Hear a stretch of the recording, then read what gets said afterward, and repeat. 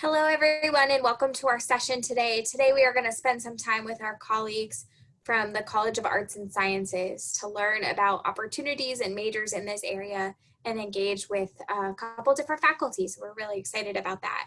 First, we're going to share a message from our provost. So take a look. Welcome, JU class of 2024. I am Dr. Christine Sapienza, and I am your provost. I am so excited for the day that you arrive on campus. We have everything prepared for you, and we welcome you to your home away from home, Jacksonville University. A little bit later on, you're going to have the opportunity to hear from our college deans. At Jacksonville University, we pride ourselves in teaching you the core liberal arts and sciences. But we serve you as a comprehensive university, awarding degrees at the undergraduate level all the way through the doctoral level. It's really important for me to share with you my formula of how to be successful here at JU. The goal, remember, is for you to walk across our graduation stage. And to do that, we need you to involve yourself in all of the programs JU has to offer. Let me talk to you first about our experiential learning. When you come to JU, you're going to be able to be involved in one of 4 experiential learning activities. That includes service learning, undergraduate research, study abroad, and internships. Your involvement in those activities, as well as activities revolving around our athletics and our student life, begin to build for you a portfolio of success. Keeping up good grades, attending classes, finding the right faculty mentor are all very important as you move from coming in your freshman year to, believe it or not, what will seem to be the fastest 4 years until that day of graduation. We are so fortunate at Jacksonville University to have a tremendous amount of community partners. We refer to them as our industry partners. Whether you're a student that wants to major in fine arts, the arts and sciences, or business, or healthcare, we have worked tremendously hard so that you have an ability to work alongside our industry partners, whether that be in internship or volunteer service or in practicum. In a few moments, you're going to be able to hear from our college deans. Our dean from the Linda Berry Stein College of Fine Arts, our dean from the College of Arts and Sciences, our dean from the Brooks Rehabilitation College of Healthcare Sciences, and our dean from the Davis College of Business. We have over 100 majors and minors for you to choose from. In fact, this year, I'm very excited to introduce a cloud-based application called Pods, based off of the dolphin family. There's a tremendous amount of combinations that you'll be able to explore. And with our academic advising team and our career counseling center, we're going to set you on the right path to student success. I can't stress enough the importance of the home away from home. We are a community here. We are a family here. It's a great time to be a Dolphin. Congratulations. We'll see you soon. Thank you, Dr. Sapienza. We look forward to having you all on campus very soon. And with that, we're going to hear a word from our Dean of the College of Arts and Sciences, Dr. Matthew Corrigan.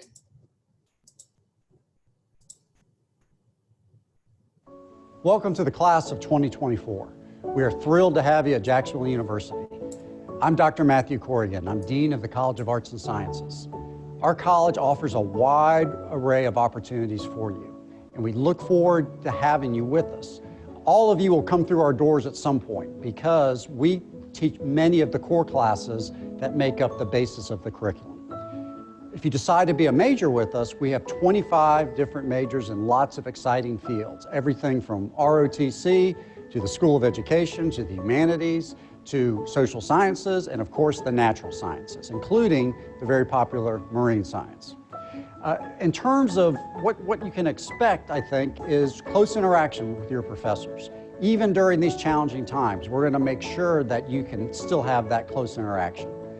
We also want to make sure you have a unique experience in terms of an internship, research with the professor, or service learning. And that can range from being on the Larkin, which is our boat and marine science, to teaching in a public school here in Jacksonville, if you're in the School of Education, to offering real services to refugees in terms of languages. There are all sorts of opportunities.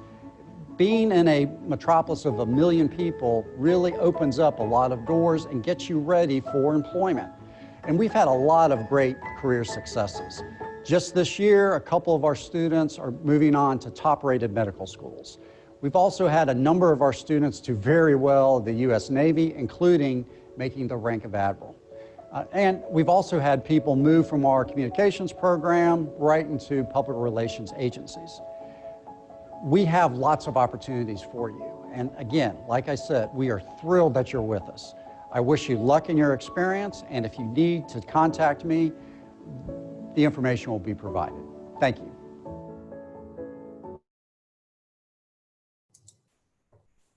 Thank you to Dean Corrigan. We're excited to have you on campus and with us today. So with that, I'm going to turn it over to our wonderful faculty and our Dean of the College of Arts and Sciences.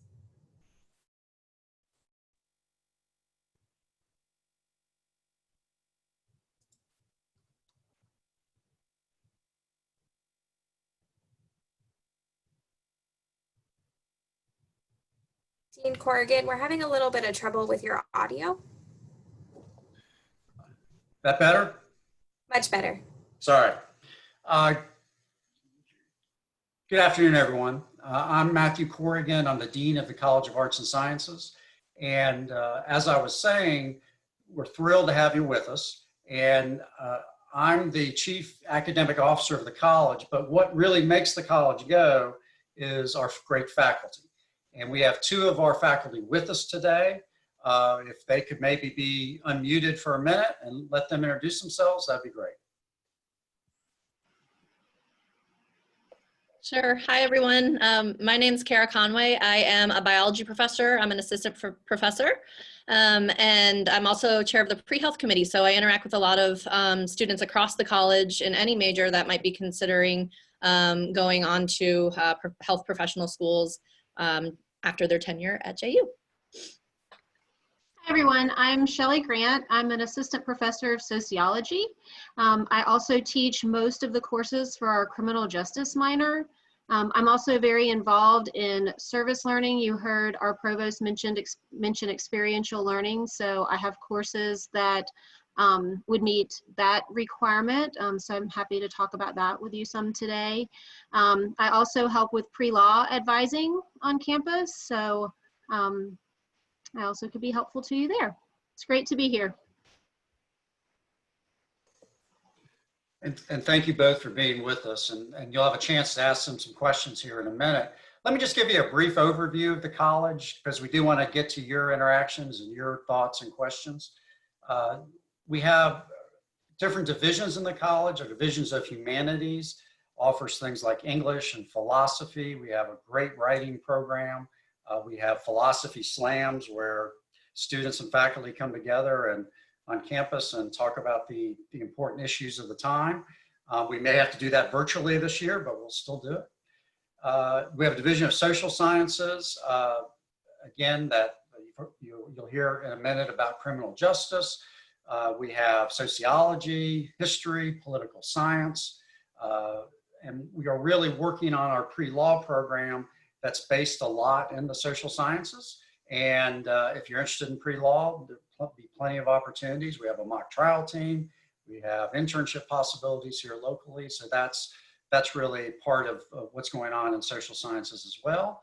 We have a division of science and math, which deals with the natural sciences and mathematics and computing and engineering. And all sorts of opportunities there for great lab work, working with professors. Our engineering program is growing and has really made important strides. And so lots of opportunities there. And we have a School of Education. If you're interested in providing education to our future generation, we have an opportunity for you there. And you actually go into schools right near Jacksonville University and begin teaching. And we have a great Naval ROTC program, which is nationally ranked and really came from Harvard, of all things. It was the program at Harvard, and transferred to Jacksonville University in the early 1970s.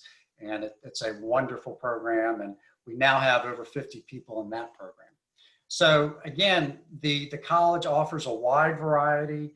It gives you a core, some of the most important subjects and skills of writing, communication, critical thinking.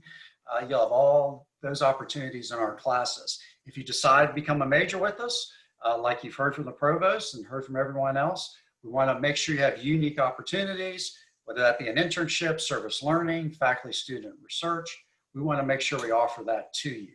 And our two professors who are with us today can give you some examples of those. And we're also really connected to the community, and we want to make sure that you have an opportunity to have a community impact. And we had a community impact contest or competition last year, and we'll seek to do that again. So, next slide. And Kara, I'll let you take over. All right. So Dean Corrigan asked if I could just talk a little bit about our division of science and math. And you know, the main thing is that, you know, we're committed to not educating you only in the classrooms, but also, you know, hands-on experience. And so that's easily built into our curricula over in the division because we have lots of laboratory courses. You know, as he mentioned earlier, we house computing science, engineering, biology, marine science, physics, math, chemistry, biochemistry, goes on.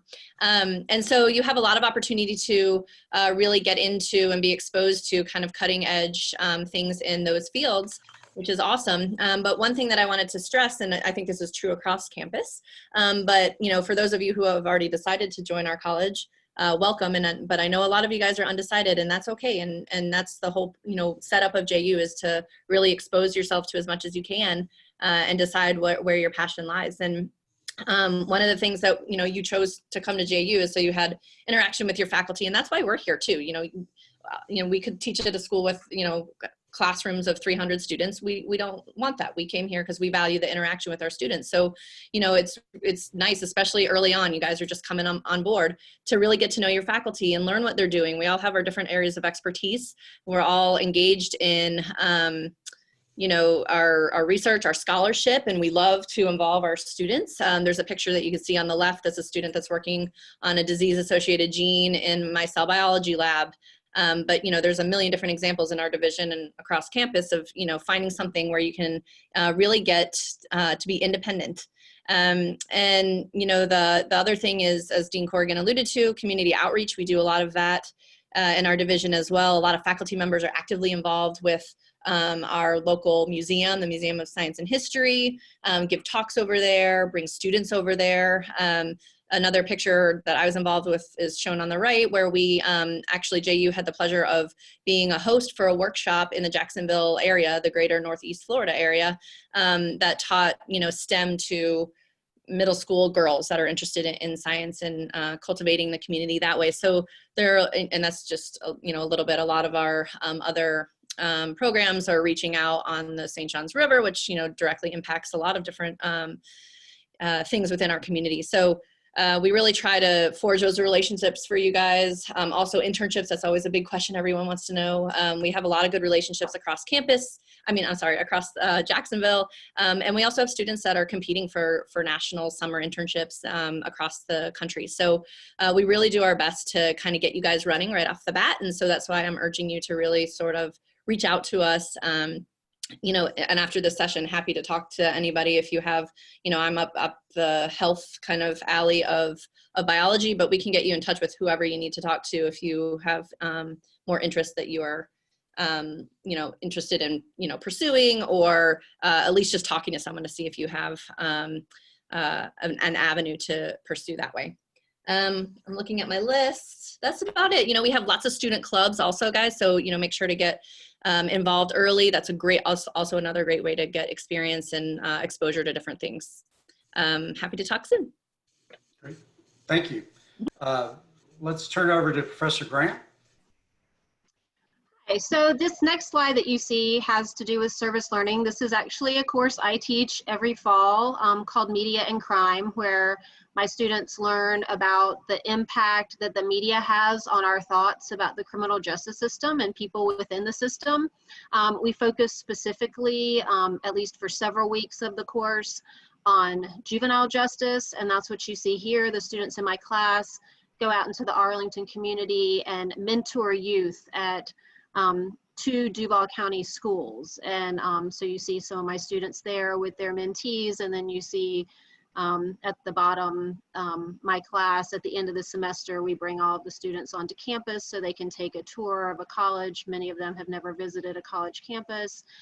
So the students get to apply what they learned all semester to, and give it a real world application, while at the same time giving back to the community. So that's a little bit of how service learning works in a class. In our building in social sciences, we have service learning opportunities in many of our areas. So in social sciences, Dean Corrigan had mentioned, we have sociology, psychology, geography, political science, sustainability, history. We have a criminal justice minor, and lots of those different areas have opportunities for experiential learning, whether that's a class like this that has service learning or internships. I know that each semester I supervise quite a few internships where we're very supportive of students having those experiential opportunities, whether that's research or working in the community or giving back to the community. So we do a lot of that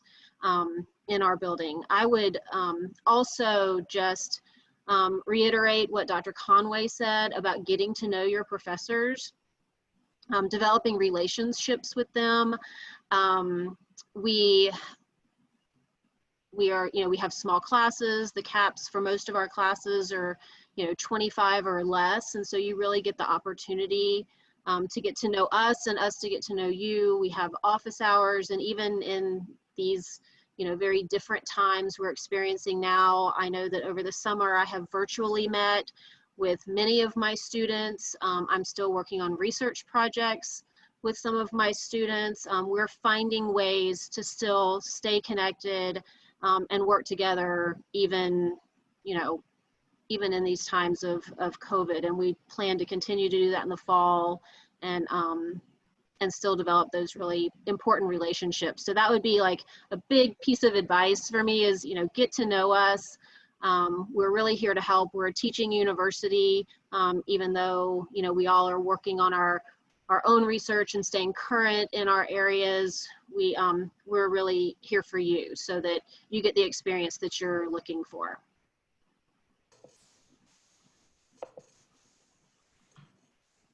Thank you so much to both of you. 2 really great professors, and really show the best of Jacksonville University, because they love students, and they really want to make sure that you progress and follow your dreams.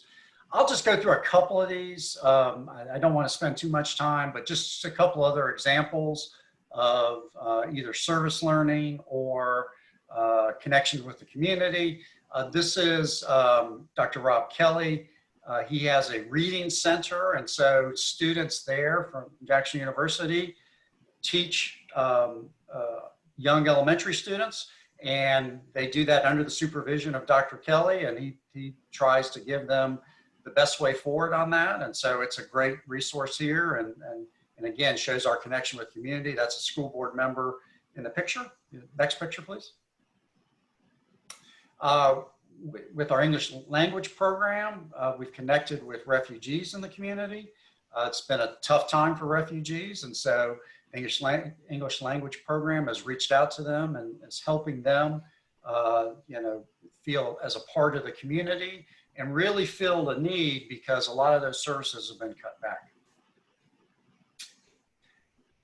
Here's an example of the environmental chemistry class. I think that's the Larkin, but it's one of our boats that you go out, and we are right on the river, and so the river is a very important part of the campus. And with the challenges of COVID and so forth, we're going to be spending a lot of time outdoors, and we have a beautiful campus to do that on. And we use the river for academic purposes, for recreation purposes, and I think you'll really enjoy where the campus is, and I'd see a lot of you are marine science, and so you'll be definitely involved in some of these activities. Here's a service learning class, and that has worked on the Arlington Community Garden, and basically completely made it anew, and was a very important service for our area of Jacksonville, which is called Arlington. Next. And then finally, during this community impact competition, this was one of the winners, and this was from a communication practicum where they really were a public relations firm. They were their own public relations firm and went out and found a nonprofit that needed some assistance, and this is the Child Cancer Fund, and they went through and put a whole media rollout for them, and the Child Cancer Fund has done very well with that rollout and has been very appreciative. And so really that just goes to show some of the opportunities available. You know, you can connect with me. There's my email, mcorrig2@ju.edu. Professor Conway, I'm sure will give her information, as well as Professor Grant. And so again, we're here, reach out to us, and right now we're here to answer your questions. Thank you so much to everyone on the call today. What questions do you have for the panelists? Go ahead and put them in the chat. We've just seen a lot of excitement as it relates to what they're studying. We have some engineers, some marine sciences, as well as some pre-health. So super exciting about who is coming to study with us. So we'll give it a couple minutes for some questions in the chat. Okay.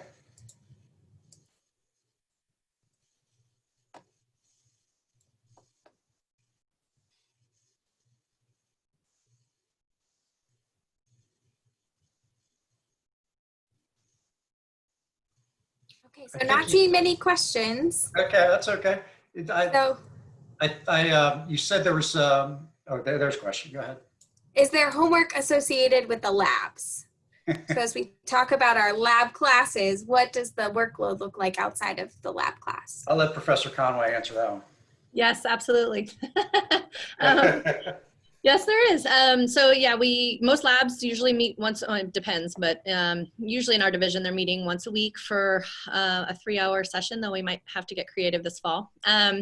But we usually have, it depends upon the professor, I should really say, but you know, usually we'll have either post-lab questions or some pre-lab questions, you know, some work you do to prepare before you get there.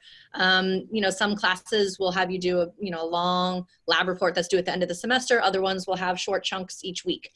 So it really depends upon the class. But by and large, I would say, yes, there's an expectation. I mean, you're getting that extra credit for that lab. So you have to earn it. Awesome. Got a question privately. What can I expect during the first week of class? So how can they prepare now to be ready to tackle the first week of classes? I'll take that one. I would say, first of all, be sure to attend your classes the first week of classes. That would be my first bit of advice. Don't think that the first week nothing's going on. So, you know, we want to make sure as faculty that we're really going over everything with you during, you know, the very beginning of the semester, our expectations.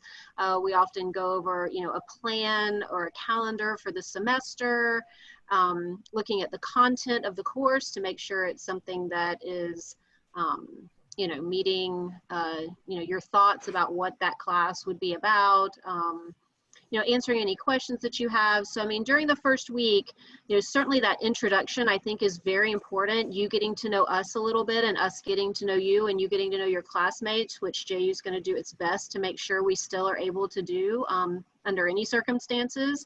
But then also we do jump into material right away because we only have 14 weeks to be together, and that sounds like a long time, but I promise it will be Thanksgiving week before you know it.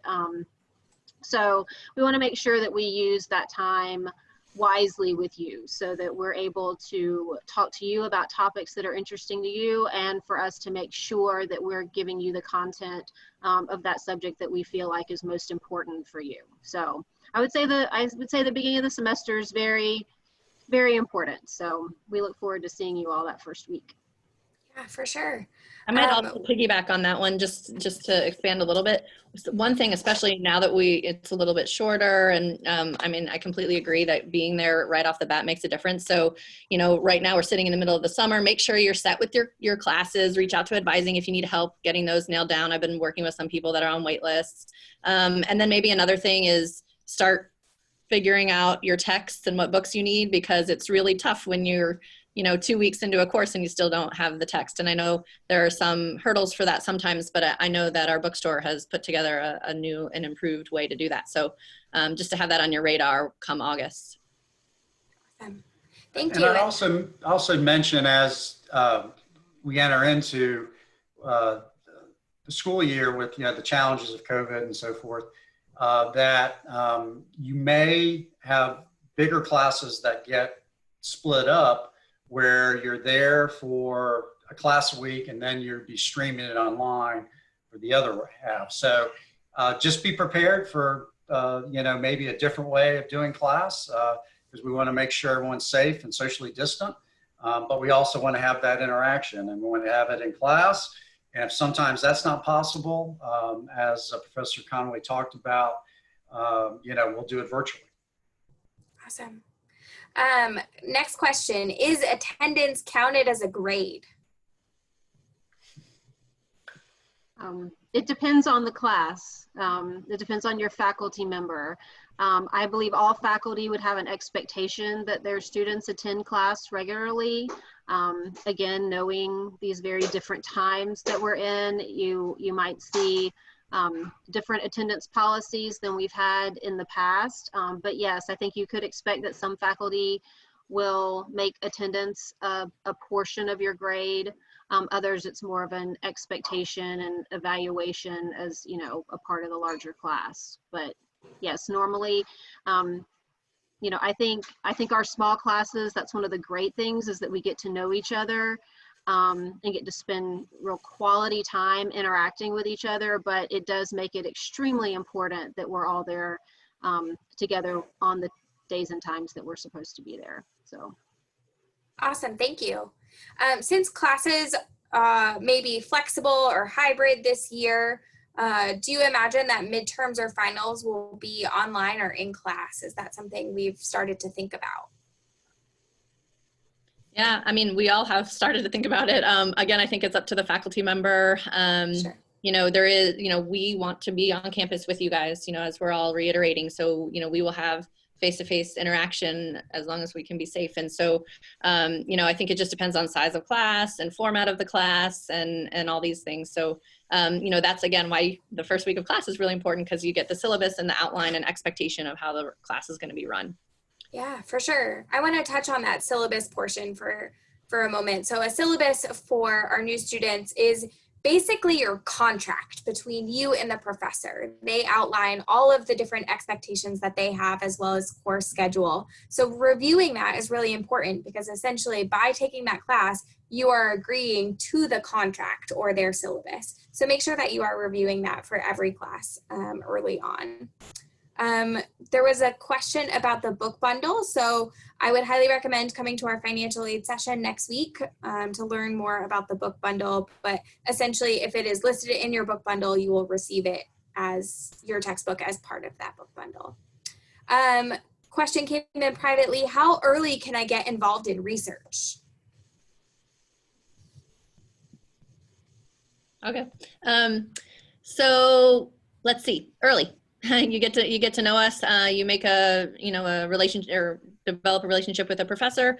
You know, we always say in our department, the earlier you're excited, you know, the sooner we can get things going. And, you know, a lot of times we'll do, you know, something unofficial, like informal, do some readings for a semester if you're interested in something, and then kind of come up with a potential project down the road, this kind of thing. So again, it depends upon the faculty and this kind of thing. But I think, yeah, of course, we like people that are excited and ready to go. I would jump in on that. I would agree. I've had, certainly I've had freshmen come in and talk to me about their future aspirations, things they think they want to do as far as research or internships. Typically in social sciences, we prefer that students start internships in their junior year. But that doesn't mean that you can't start research or other types of service prior to that. So that's why I would highly recommend, if you're taking some electives in your major, to look at service learning classes, because sometimes that gives you, I have a lot of students who take my media and crime class and then the next semester want to jump into internships with community partners to kind of kind of expand on the knowledge that they received through service learning, or start talking about research projects they want to engage in. So I would say there's definitely opportunities as early as you want to start talking about, those additional types of involvement in the social sciences. Yeah, let me pick up on that especially in the social sciences, we have a unique program that not a lot of places have, and we have a geography major with a GIS concentration essentially, and GIS is a software where you can map important trends and everything from the environment to crime. And our two professors there are excellent, and or three, excuse me, are excellent, and they have lots of times they have opportunities to do things. And so it's really you stepping up and asking and to get involved. And my son is going to go to JU this year, and I don't know if he's on this call or not, but he's already reached out to Marine Science and try and do some work with them because again, it's an opportunity, and you really need to take advantage of that opportunity. Awesome. Thank you so much for your time in this session today. I think some highlights are definitely go to class the first week, get your syllabus and learn what's expected of you. And it's never too early to get started in building those relationships with your faculty to figure out what comes next and what opportunities there are to get involved. So thank you all so much for your time. We have the contact information for each of our panelists in the chat for you, as well as we will make sure that it goes up with our recording. So thank you so much for your time today. We really appreciate it. Take care, everyone. Best wishes. See you in the fall.